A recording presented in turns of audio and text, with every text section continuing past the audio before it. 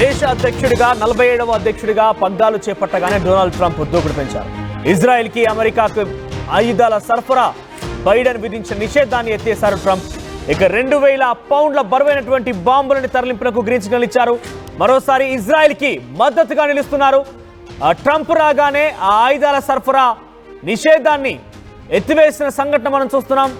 2000 పౌండ్ల బరువైన బాంబులను కూడా తరలింపునకు గ్రీన్ సిగ్నల్ ఇచ్చారంటే ఇంకా ఇజ్రాయెల్ ఇరాన్ మధ్య వార్ని పెంచడమే ఆయన లక్ష్యంగా పెట్టుకున్నట్టుంది. బహుశా ఆయన రాగానే ఆ వార్కి ఒక ముగింపు పలుకుతాను, ఆ వార్లో జరిగేటువంటి విధ్వంసాలను చూడలేకపోతున్నాను, అమెరికా సపోర్ట్ కారణంగానే అటు ఇజ్రాయెల్ కూడా రెచ్చిపోతున్న విషయం తెలిసిందే. ఈ నేపథ్యంలో కొంత కంట్రోల్లోకి వస్తుందేమో అని అంతా ఆశించారు. కానీ ట్రంప్ చర్య దానికి మరింతగా ఆజ్యం పోసే విధంగా ఉంది. ఆ అగ్నిలో ఇంకా పెట్రోల్ పోసి నిప్పంటించేలా ఉంది. ఎందుకంటే అక్కడ ఇజ్రాయెల్కి మద్దతుగా నిలబడుతూ ఆయుధాల సరఫరా చేయడమే కాకుండా 2000 పౌండ్ల బరువైనటువంటి బాంబులను కూడా తరలించేందుకు గ్రీన్ సిగ్నల్ ఇచ్చారంటే ఇక్కడ మనం అర్థం చేసుకోవాలి మరింతగా ఆ యుద్ధాన్ని పెంచడమే అవుతుందనేది. పలిస్తీనా శరణార్థులను ఈజిప్ట్, జోర్డాన్, ఇతర అరబ్ దేశాలు తమ దేశంలోకి అంగీకరించాలని ట్రంప్ విజ్ఞప్తి చేశారు. గాజాలోని రఫాలో విధ్వంస తీవ్రతను తగ్గించేందుకు ఆయుధాల సరఫరాని నిలిపివేసినట్టుగా బైడెన్ సర్కార్ పేర్కొంది. అయితే ఆ తర్వాత దాన్ని కొంత మరింత ఆజ్యం పోసే విధంగానే ట్రంప్ చర్యలున్నాయి. మరి ట్రంప్ నిర్ణయం పైన అటు దేశ విదేశాల నుంచి ఉన్నటువంటి అధ్యక్షులు ఎట్లా రెస్పాండ్ అవుతారో చూడాలి. ముఖ్యంగా ఇజ్రాయెల్ ఇరాన్ వార్ని, ఇజ్రాయెల్ గాజా పైన, పాకిస్తాన్ పైన చేస్తున్నటువంటి ఆ వార్ని కొంత అంతమొందించాలనే ఒక లక్ష్యంగా దేశాలన్నీ కూడా ప్రయత్నం చేస్తూనే ఉన్నాయి. కొంత కంట్రోల్లోకి వస్తే బాగుండనే ఒక ఆలోచనలో కూడా ఉన్నాయి. ముఖ్యంగా బైడెన్ కూడా కొంత ముగింపు పలుకుతామని చివరి దశలో ఆయన ఇక అధ్యక్ష పదవి బాధ్యతల నుంచి వైదొలుగుతున్న సమయంలో కూడా కొన్ని కీలక ప్రకటనలు చేశారు. కొన్ని నిర్ణయాలు తీసుకున్నప్పటికీ ట్రంప్ వచ్చాక వాటిని మళ్ళీ పునరావృతం చేస్తున్నారు. ట్రంప్ మళ్ళీ ఇజ్రాయెల్కి ఆయుధాల సరఫరాకు సంబంధించి బైడెన్ వేసినటువంటి నిషేధాన్ని ఎత్తివేశారు. 2000 పౌండ్ల బరువైనటువంటి ఆ బాంబుల తరలింపునకు కూడా గ్రీన్ సిగ్నల్ ఇచ్చారు. సో ఇప్పటికే ఇజ్రాయెల్ అమెరికా సపోర్ట్తో తెగదీసింది. ఇజ్రాయెల్ తెగిస్తూ ముందుకు కొనసాగుతోంది. పాకిస్తాన్ పైన, హమాస్ నాయకుల పైన, గాజా స్ట్రిప్ పైన, అటు ఇజ్రాయెల్ ఇరాన్ పైన కూడా దాడికి సిద్ధమైంది. ఈ నేపథ్యంలో ఇరాన్కి సపోర్ట్గా ఇరాక్ లాంటి దేశాలు కానివ్వండి, సౌదీ, అరబ్ కంట్రీస్ అన్ని కూడా ఏకమవుతున్నాయి. ఇవన్నీ చూస్తుంటే 3వ ప్రపంచ యుద్ధం వస్తుందా అనే రకంగా కనిపించింది. మనం చూడొచ్చు అక్కడ ఎటువంటి విధ్వంసాలు ఉన్నాయనేది. ఇజ్రాయెల్ చేపట్టినటువంటి ఆ విధ్వంసాల కారణంగా ఎలా ఇళ్ళని కుప్పగూలిపోయాయి, ఎన్ని ప్రాణాలు కోల్పోయాయి, ఎటువంటి విధ్వంసకర పరిస్థితులు అక్కడ ఉన్నాయో మనం చూడొచ్చు. దాడి తర్వాత గాజా స్ట్రిప్లో పరిస్థితి అనేది మీకు కనబడుతోంది. సో అటువంటి పరిస్థితి నుంచి కొంత ముగింపు పలుకుతాడు ట్రంప్ అని ఆశించినప్పటికీ ప్రస్తుతం అలాంటి పరిస్థితి కనిపించింది. ఒకసారి గతంలో ఇజ్రాయెల్ ఆయా ప్రాంతాలపైన, గాజాలపైన, ఇరాన్ పైన, పాకిస్తాన్ పైన చేసినటువంటి ఆ దాడి సంఘటనలో ఆ మారణ హోమాన్ని ఒకసారి మనం చూసే ప్రయత్నం చేద్దాం.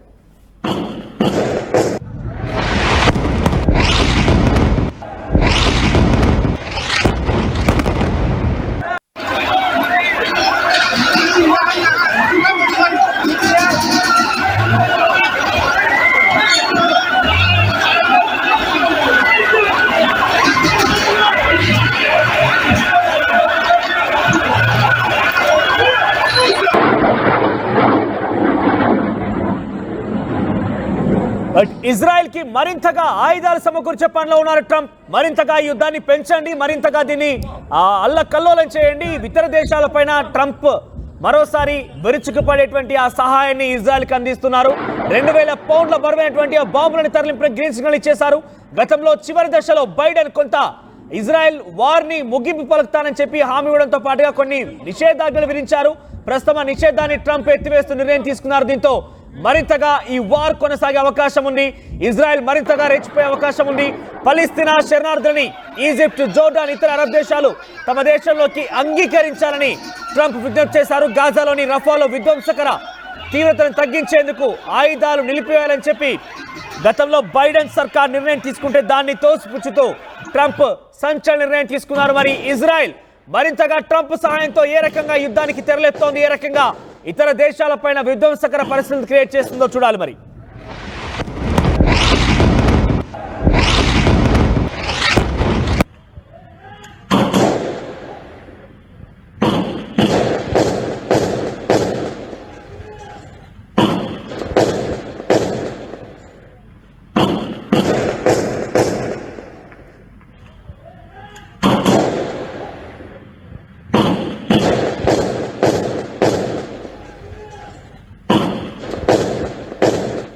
ఇప్పటికే ఇజ్రాయెల్ చేస్తున్నటువంటి ఆ దాడిలో మూడో ప్రపంచ యుద్ధం వస్తుందా అనే రకంగా కనబడుతుంది. ఎందుకంటే ఇజ్రాయెల్కి వ్యతిరేకంగా ఇరాన్, అరబ్ దేశాల యొక్క మద్దతు కూడా కూడగడుతోంది.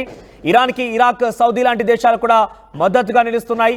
ఈ నేపథ్యంలో మరింతగా వార్ ఉధృతం కాబోతుందనే ఒక పరిణామాలు కూడా మనం చవి చూస్తాం. అయితే ఈ నేపథ్యంలోనే అమెరికాలో అధ్యక్ష ఎన్నికలు వచ్చాయి. అధ్యక్ష ఎన్నికల్లో ట్రంప్ విజయం సాధించారు. అంతకు మునిపే కొన్ని రోజుల క్రితమే బైడెన్ సంచలన నిర్ణయాలు తీసుకున్నారు. బైడెన్ ఆయన ఈ యొక్క వార్కి ముగింపు పలికే విధంగా కొన్ని సంచలన నిర్ణయాలు తీసుకుంటూ ఆయన ముందుకు కొనసాగారు. బైడెన్ తీసుకున్న నిర్ణయాల్లో అక్కడికి వెళ్ళేటువంటి ఆ వార్ సామాగ్రిని తగ్గించారు, నిషేధాజ్ఞలు విధించారు. ఇక ఇతరత్ర సపోర్ట్ను కూడా వెనక్కి తీసుకుంటామని కొంత నిషేధాజ్ఞలు విధించారు. దీంతో కొంత ఇజ్రాయెల్ తన వార్ని కొంత ముగింపు దశకు తీసుకొచ్చింది, కొంత కంట్రోల్గా ప్రయత్నం చేసింది. కానీ మరోసారి ట్రంప్ బైడెన్ తీసుకున్న నిర్ణయాలని తోసిపుచ్చుతూ వాటిని పక్కన పెట్టేయడంతో ఇజ్రాయెల్ మరింతగా రెచ్చిపోయే అవకాశం ఉంది. ఇజ్రాయెల్కి 2000 పౌండ్ల బరువైనటువంటి బాంబులని సమకూర్చడమే కాకుండా మిగిలినటువంటి కొన్ని ఆయుధాలను కూడా సమకూర్చే నిర్ణయాన్ని తీసుకున్నారు. బైడెన్ ఇచ్చినటువంటి ఆ నిషేధాజ్ఞని, బైడెన్ విధించినటువంటి ఆ నిషేధాజ్ఞని కూడా తోసిపుచ్చుతూ ట్రంప్ నిర్ణయం తీసుకోవడంతో ఇజ్రాయెల్కి ట్రంప్ మద్దతు చాలా క్లియర్ కనబడుతుంది. దీంతో ఇజ్రాయెల్ మరోసారి చాలా భీకరమైనటువంటి వార్కి తెరలేపే అవకాశం ఉంది. చూద్దాం మరి అక్కడ ఎటువంటి పరిస్థితులు ఉంటాయి, దీని కారణంగా ఎటువంటి విధ్వంసాలు జరగబోతున్నాయి అన్నది. At KLH Global Business School, we turn the students of today into the leaders of tomorrow. KLH Global Business School.